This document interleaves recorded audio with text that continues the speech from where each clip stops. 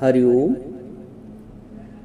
मन को आत्मा की राह दिखा दो, वरना मन नहीं मानेगा। मेरे से एक लोग अभी बोली कि गुरुजी, जब मेरा कोई कहना नहीं मानता है तो मुझे बड़ा क्रोध आता है, अंदर से बहुत उद्वेग आता है। मैं चाहती हूँ लोग मेरे हिसाब से चलें, घर वाले। मैंने उनसे पूछा कि आप सत्संग रोज आती हो और सत्संग में गुरु जो बोलता है आपको उसके हिसाब से चलना चाहिए। आप नहीं चलते हो तो क्या गुरु आप पे क्रोध करता है? क्या गुरु को कभी उद्वेग में देखा है जब तुम उसके कहने पे नहीं चलते हो, उसका कहना नहीं मानते हो? बोली नहीं। तो एक काम जो गुरु कर सका है तुम क्यों नहीं कर पाओगी? तुम भी कर पाओगी। कारण ये है कि तुमने अपना जो अधिकार है, अपने होने पने का जो भाव है, उसका त्याग नहीं किया है। सत्संग में आते भले ही हो, लेकिन सत्संग में आने के पश्चात तुम्हें सत्य का संग करना पड़ेगा और मिथ्या का त्याग करना पड़ेगा। सत्संग में आने का आशय ये है कि सत्य का संग हो, मिथ्या का त्याग हो। तुम सत्य का संग करने का तो प्रयास पूरा करते हो, ईमानदारी से भी। मैं ये भी कहूंगा, ईमानदार हो तभी रोज सुनते हो, आते हो। तो सत्संग में आने का प्रयास तो पूरा है, सत्य का संग करने की भी शुभ इच्छा है, लेकिन मिथ्या को त्याग करने की दृढ़ता नहीं है। जिस दिन मिथ्या को दृढ़ता पूर्वक मानसिक रूप से त्याग दोगे, को काहू का नाही, प्रीतम जान ल्यो मन माही। ज्ञान ये कहता है कि जो भी संबंध हैं जिन पे तुम अधिकार रख के बैठे हो, जहां जहां अधिकार है, भले ही वो तुमसे छोटा ही क्यों ना हो, भले ही वो तुमसे उत्पन्न तुम्हारी संतान ही क्यों ना हो, अधिकार रखोगे तो वहां से चाहे अनचाहे धिक्कार की ही प्राप्ति होगी। क्योंकि अधिकार, बालू को अगर मुट्ठी में पकड़ोगे, रेत को, तो वो हाथ से फिसल जाएगी। ऐसे ही ये जग है, ये संसार है, संसार के व्यक्ति हैं, संसार के व्यक्तियों की बातें हैं, उनके शब्द हैं, उनकी बोली है। जिसको तुम अधिकार से पकड़ना चाहोगे तो वो उतनी ही ताकत से वापस भी निकलना चाहेगी मुट्ठी से।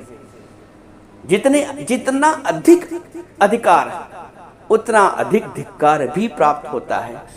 हमको ज्ञान में आकर ही ये बातें पता चल पाती हैं, अज्ञान में हम इसकी कल्पना भी नहीं कर पाते और जीवन भर अधिकार रखते हैं, जीवन भर धिक्कार पाते हैं, जीवन भर दुखी होते हैं। हमारे सभी दुखों का मुख्य कारण हमारा कुछ बनना, हमारा कुछ होना। कुछ है तभी अधिकार है। ज्ञान ये कहता है कि आप कुछ मत बनो। दादाजी बोलते हैं बी नथिंग। कुछ ना बनकर तुम्हें कोई भी शौक प्राप्त नहीं होगा। तुम बनते हो, और बनते भी कैसे हो? जो नहीं हो वो बनते हो। क्या बनोगे आप भाई? क्या बनोगे? माँ बनोगे, सास बनोगे, बहन बनोगे, पत्नी बनोगे, यही तो बनते हो। और क्या बनते हो? उस बनने में भी आज तुम पत्नी हो, विवाह के पश्चात, विवाह के पूर्व तो तुम पत्नी नहीं थी।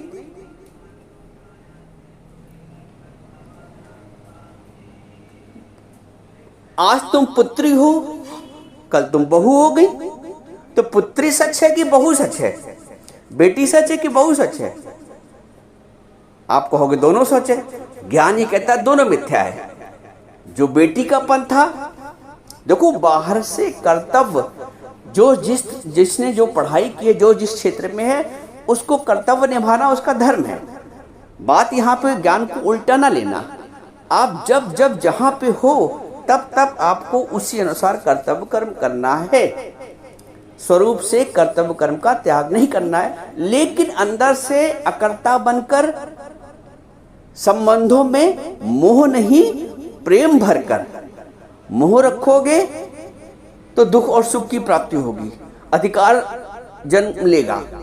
प्रेम रखोगे, भगवत भाव रखोगे। सत्संग ये कहता है कि जिसमें तुम सास का भाव, बहू का भाव, बेटे का भाव रख रही हो, जहां जहां से तुम्हें दुख की, तुम वहां आज से भगवत भाव रखना आरंभ कर दो, क्योंकि वही सत्य है, वो शाश्वत है।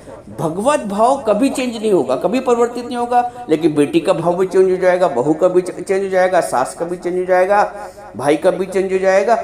हर हर हर हर स्वभाव, हर भाव परिवर्तित है, लेकिन एक भगवत भाव है, वो आरंभ से लेके अंत तक रहता है, वो शाश्वत रहता है। इसलिए गुरु कहता है कि सर्वत्र भगवान की दृष्टि रखो। सर्वत्र है ही परमात्मा। जैसे मैं अक्सर बताता हूं कि सोने की जेवरात में कहने को नाम उसका हार है, कड़ा है, कुंडल है, चूड़ी है, लेकिन तत्व की दृष्टि से आप यही कहोगे कि सोना है। वैसे ही नाम रिश्ते में कुछ भी हो, बहू, बेटा, बहन, देवरानी, जेठानी, सास, माँ, पिता, लेकिन तत्व की दृष्टि से वो जो चेतन शक्ति है वो है तो परमात्मा ही। लबादा कोई भी ओढ़ा है, टैग रिश्ते का कोई भी लगा हुआ है, तो रिश्ते का टैग तो बदल जाता है, रिश्ते का टैग तो बदल जाता है, लेकिन जो मूल स्वरूप है, आत्म स्वरूप है, वो तो वही रहता है, वो तो नहीं चेंज होता है। आप अपने आप को देखो, कल छोटी बच्ची थी, लोग अबोध बालिका थी, लोग उस दृष्टि से देखते थे। आप भी अपने आप को छोटी बच्ची समझते हो। आप बड़े हुए, लोगों ने उस दृष्टि से देखा, आपने भी अपने आप को उस दृष्टि से देखा। आपका विवाह हुआ, लोगों ने आपको बहू के रूप में देखा, आपने भी अपने को बहू को रूप में देखना शुरू कर दिया। तो क्या सच है, कल वाला सच था कि आज वाला सच है?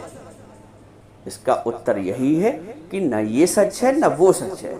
ज्ञानी ना उसमें टिकता है, अटकता है, और ना इसमें अटकता है। वो भी चला गया तो आज ये भी चला जाएगा। आज तुम बहू बन के आई हो, आज तुम्हें ये सच लग रहा है, कल तुम माँ बन जाओगी, फिर तुम स्वयं सास बन जाओगी। तो क्या रहा? तो हर रिश्ता बदलने वाला है, हर संबंध बदलने वाला है, लेकिन जो शाश्वत रहा वो आप हो। अब आप इस उम्र में, मान लो आज आप 60 साल की हो, और 60 साल की उम्र में अगर तुम पीछे चले जाओ फ्लैशबैक में, तो आप देखोगे जब आप 10 साल की थी तो आपकी ऐसी सहेलियाँ थीं, आपका ये स्कूल था, फिर आप 18 साल की हुई, फिर आपने पढ़ाई की, फिर आपने ग्रेजुएशन किया, फिर आपने ये कोर्स किया, वो सब आपको याद है। फिर आपको याद है कि आपकी कैसी शादी हुई, वो भी आपको याद है। फिर कैसे ससुराल में संबंध आपने निभाया, अपना रिश्ता निभाया, वो भी आपको याद है। फिर आपको ये भी याद है कि कैसे माँ हुआ बन पाई, कैसे उसका लालन पालन हुआ बच्चे का, ये सब। तो जो देखो शरीर बदलता गया, एक 10 सालों से वाला शरीर था, एक 18 साल वाला शरीर था, एक 30 साल वाला शरीर है, एक 50 साल वाला शरीर, और एक आज का 60 साल वाला शरीर भी है। तो जो देखने वाला है, जो चेतन सकता है, वो नहीं बदली, क्योंकि वो तो सबको देख रही है। उस शरीर को भी देखा, उस शरीर को भी देखा, उस शरीर को भी देखा, शरीर बदल गया, लेकिन जो देखने वाला वो नहीं बदला। वो मूल रूप से, वो शाश्वत रूप से आप हैं। जैसे आप आत्मा का निश्चय पक्का करोगी, वैसे अगले में भी तो आत्मभाव रखना पड़ेगा आपको। तो दुख का कारण हमारा देह भाव है, हमारा कुछ होने का भाव, मैं कुछ हूं, आई एम समथिंग। जब तुम कुछ बनते हो तभी दुख की प्राप्ति होती है।